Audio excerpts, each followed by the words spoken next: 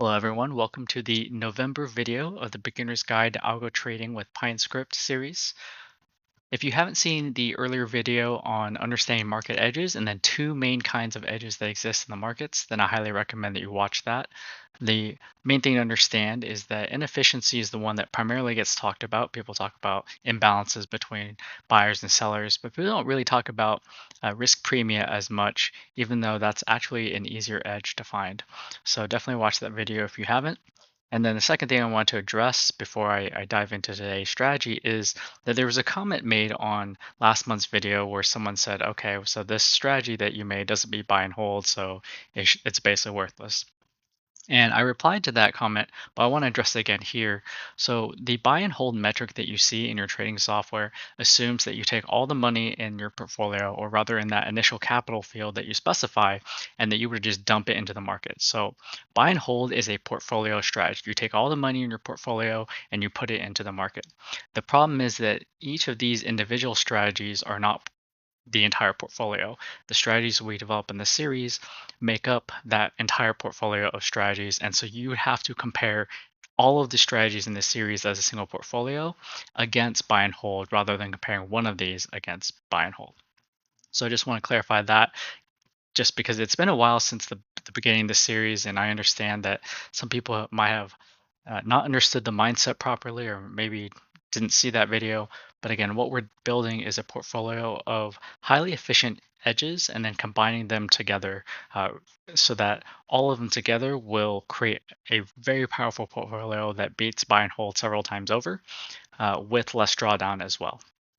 So with that being said, in today's video, we're going to talk about an intermarket strategy that's correlated with gold. So this is the first intermarket strategy and the only intermarket strategy I'm going to introduce in this series, just because if I'm to be honest, I don't trade that many intermarket strategies, but because I'm trying to introduce you to different ideas that you can explore, especially if you're going to take these sorts of ideas and then go to another market or even intraday and try them on another market or create a variation of them on another market, it's good to have this sort of portfolio of ideas to draw from. And if you're starting out in algo trading, you might not necessarily have that kind of database or bank of ideas that tend to work. So this one is a little bit more challenging because it's intermarket correlation with gold, and not every instrument can actually do an intermarket strategy with another instrument. You usually have to have a very specific reason for why you would pursue some sort of intermarket idea in the first place. So let's go ahead and talk about gold. So gold is a store of value, unlike other commodities that are metals like silver or platinum. Gold isn't really produced and used in things. So you may not know this, but the majority of an Olympic gold medal is actually silver, not gold. And that's just because there's only a limited amount of gold in the world. So it's more like a finite resource, kind of like Bitcoin is a finite resource.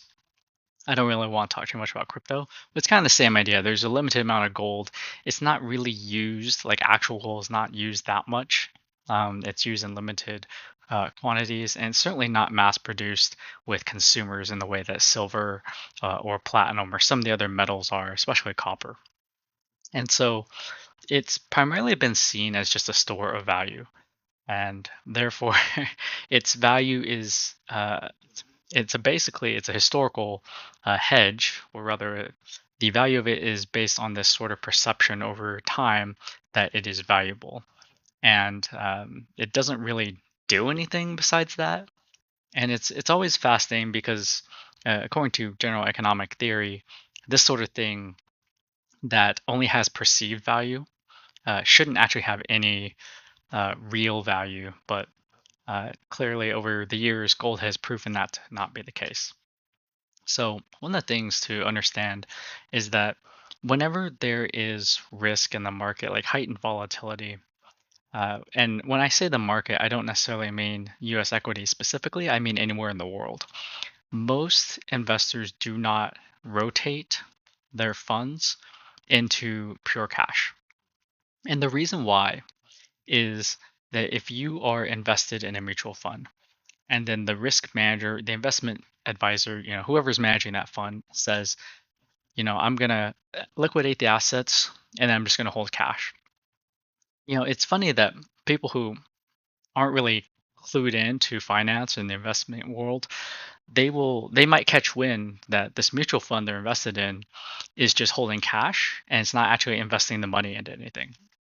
And they may not necessarily be aware that U.S. equities or whatever that fund invests in might be having higher than normal volatility or otherwise just have some sort of uncertainty. And so they'll call the risk manager, the investment manager, and say, "Hey, I put my money in this fund. Why is this money not being invested? Why is it just sitting there in cash?"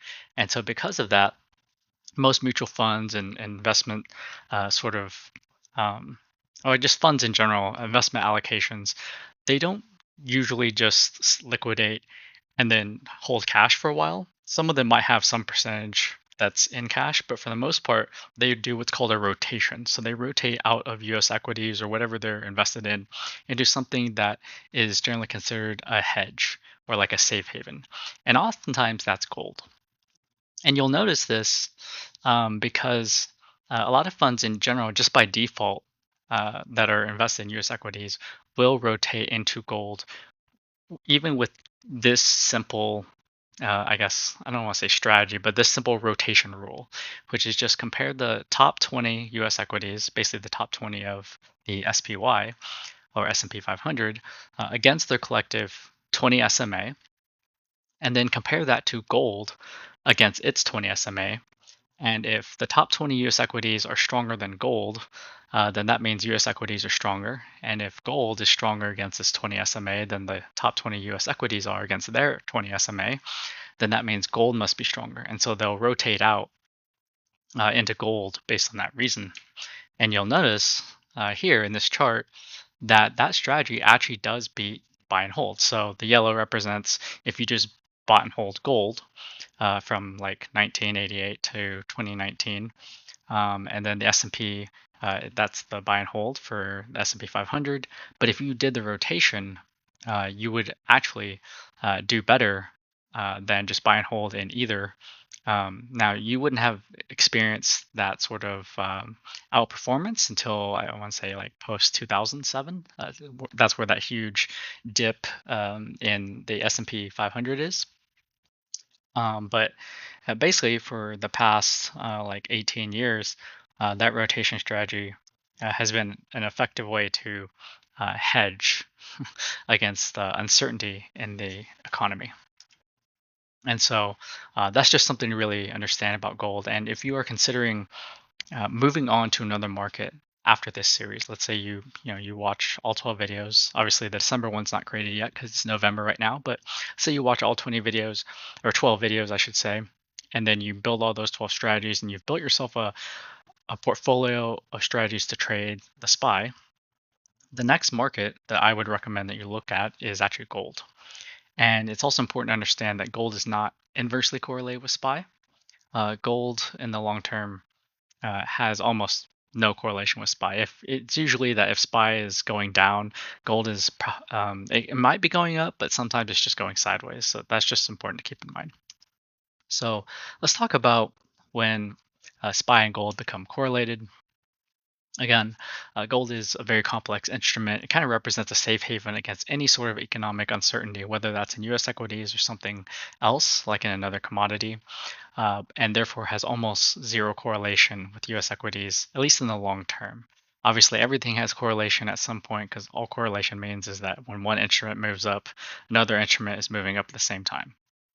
But in the long term, there's generally very little correlation between gold and US equities. Now, there might be periods where they do have correlation together. And I've listed a few right here. So, one is a crash. Again, volatility leads to increased correlation across all assets because there's usually like basically a bank run or people basically calling in their loans or their money. And that causes all pretty much everything that's in the markets to start to go down as people liquidate and try to get their funds. But whenever people believe that things are starting to turn around, usually what they do is they first fund gold, and that is because again, gold has this historical value as a hedge against uncertainty. And so, if you believe that things are going to turn around, but you're not sure if you're necessarily timing it right, it's usually safer to put it into gold before U.S. equities or whatever else that you were thinking of. And so, gold can, in some ways, be considered a leading indicator preceding a short-term rally in SPY if the two are correlated. And I'm not going to talk about all three of these. You can read the slide yourself. But essentially, if there's a period where both gold and SPY are showing weakness, then there's a likely, or rather, an increased likelihood that a short-term rally in gold is going to precede a short-term rally in SPY, or at least that's the theory.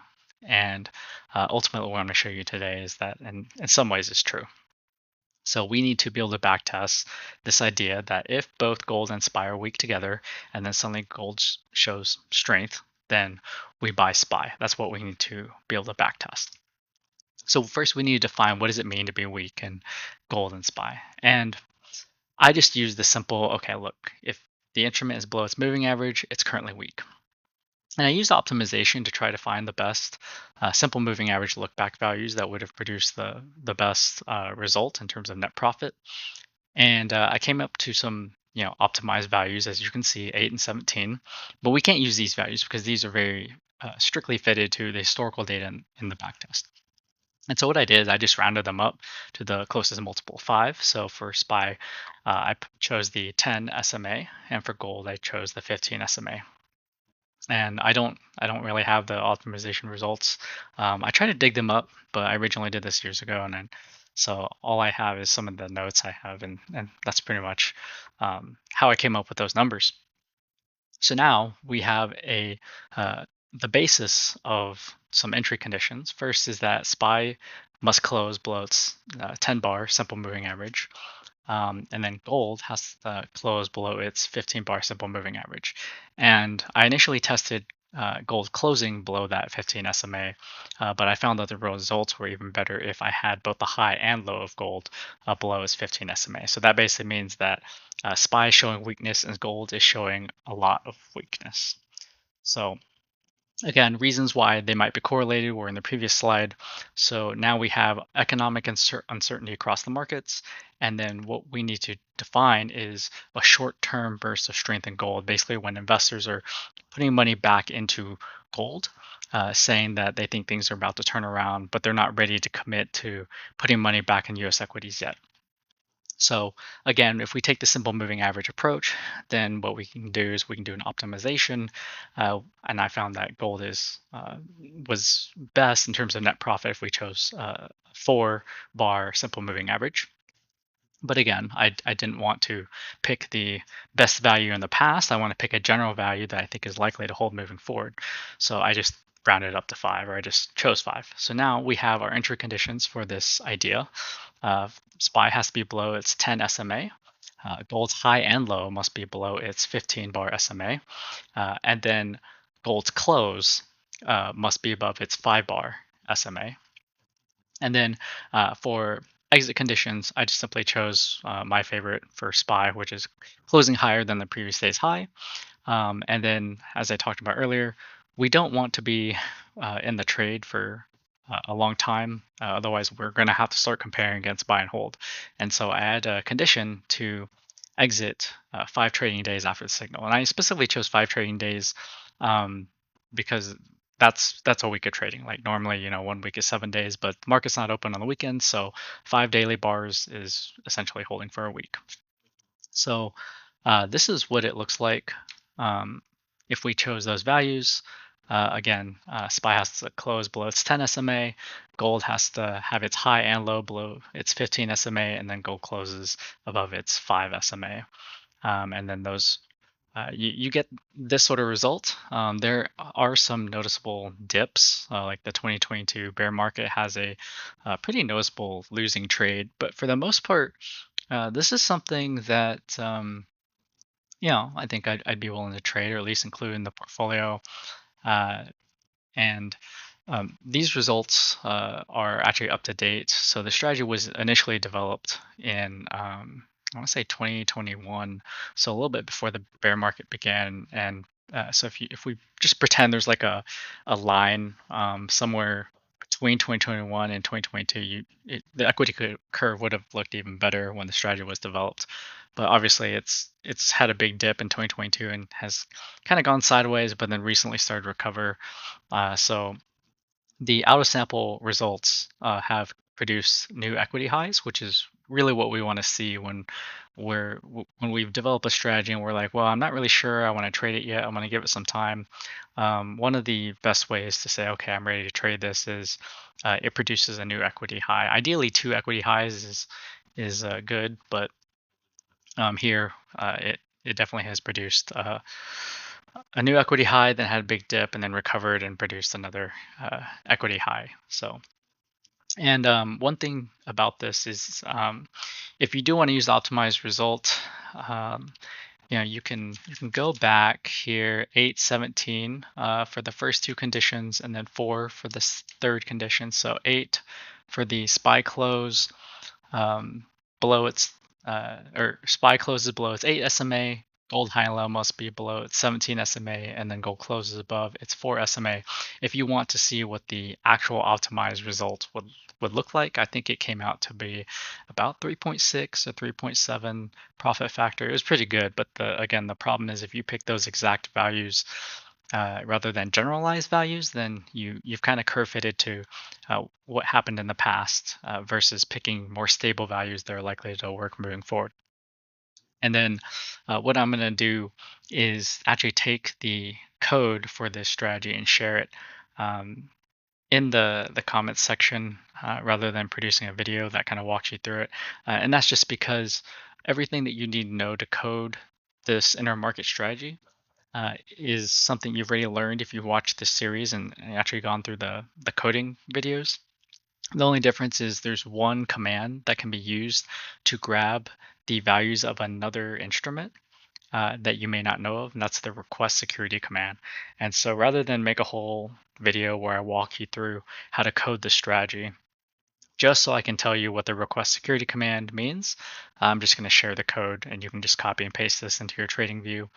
And then you can kind of look at it and say, okay, I think I get what that request security command is doing, which is just grabbing the gold daily bar so that we can access its value. So that is this month's strategy. Again, I don't really develop that many intermarket strategies. Usually you need a pretty good reason for why you think an intermarket strategy might work. The main downside with them is that a lot of intermarket strategies create a correlation or take advantage of a correlation between two different instruments. And usually the goal with diversification, like if you have a portfolio of SPY strategies and a portfolio of gold strategies, I would probably drop this particular strategy from your portfolio of SPY strategies because it's creating a correlation, or this strategy itself is correlated with gold, and so by it's basically costing you some diversification by including it.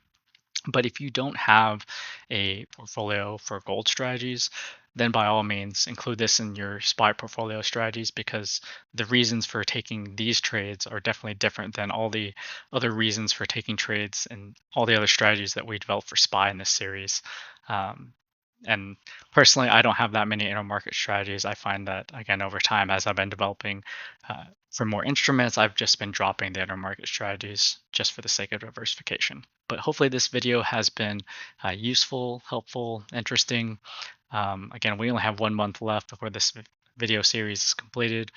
But by the end of the year, you will, assuming you've gone through the series and coded all these out, you will definitely have a pretty diverse portfolio of strategies on the SPY Daily. So thank you for watching.